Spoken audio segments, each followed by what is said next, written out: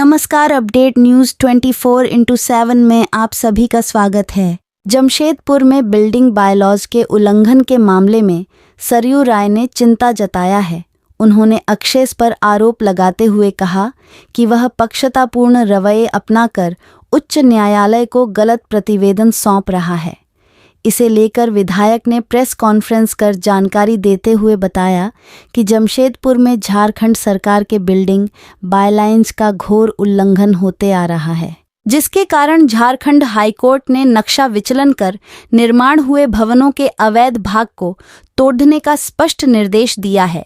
परंतु इस निर्देश का अनुपालन जिला प्रशासन द्वारा और जमशेदपुर अक्षेस द्वारा पक्षपातपूर्ण तरीका से किया जा रहा है। वैसे ऊंची पैरवी के लोग, जिनके द्वारा सरकार में बैठे वैसे लोग, जिनमें मंत्री भी शामिल हैं, उनके दरबार में हाजिरी लगाते हैं, उनके नक्शा विचलन की ओर प्रशासन और अक्षेस का ध्यान नहीं जा रहा है। कुछ अवैध निर्माणों को आंशिक रूप से ध्वस्त कर उच्च न्यायालय में गलत प्रतिवेदन सौंपा जा रहा है। उदाहरण के तौर पर साकची ठाकुर बादी रोड के प्लांट नंबर 22 और 46 पर बने अवैध निर्माण और 12 द्वारी के प्लांट नंबर 122 पर निर्माणाधीन संरचना की अनदेखी की जा रही है, जबकि उच्च न्यायालय द्वारा गठित टीम की सूची में भी ये संरचनाएं शामिल हैं। साकची में ही साकची फार्मा के भवन का जीथो का नक्शा पारित कर 5 तल्ला निर्माण हो गया है और पार्किंग एरिया भी नहीं है।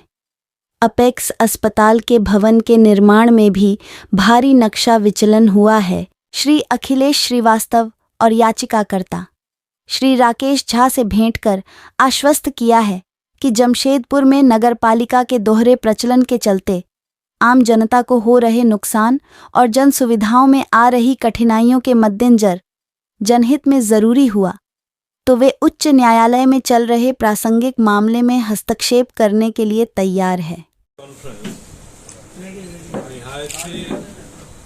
स्थानीय विषय पर है और वह स्थानीय विषय है झारखंड हाई कोर्ट के निर्देश पर जिन भवनों के निर्माण में अनियमितता हुई है, जिनका नक्शा अनियमित तरीके से पास हुआ है और अनियमित तरीके से पास नक्शा में भी भारी विचलन हुआ है और झारखंड बिल्डिंग बायलॉज के सारे प्रावधानों के रहते हुए भी हाईकोर्ट के आदेश के दबाव में आंशिक कार्रवाई हो रही है। वो कार्रवाई भी पक्षपात तरीका से हो रही है। आज मैं 2 लोगों से मिला था। एक तो हाईकोर्ट में इस बारे में जो रिट पिटीशन दाखिल किए हैं राकेश कुमार, उनसे भी मैंने बात की, उनके घर जाकर बात किया और अखिलेश श्रीवास्तव जी जो इसके वकील हैं, उनके भी ऑफिस में जाकर मैंने बात की और मैंने उनसे पूछा कि भाई हम लोग हाईकोर्ट का आदेश पढ़ते हैं अखबारों में और कुछ कुछ कार्रवाइयां हो जा रही हैं, तो क्या आप लोग इससे संतुष्ट हैं? अब वकील साहब का भी कहना था कि हम लोग इससे संतुष्ट नहीं हैं। तो याचिकाकर्ता थे, उनके मन में तो भय व्याप्त हो गया है कि कितने लोग इसमें शामिल हैं, हो सकता है कि मेरा आगे कोई नुकसान हो जाए। उनके परिवार के लोग भी आशंकित हैं।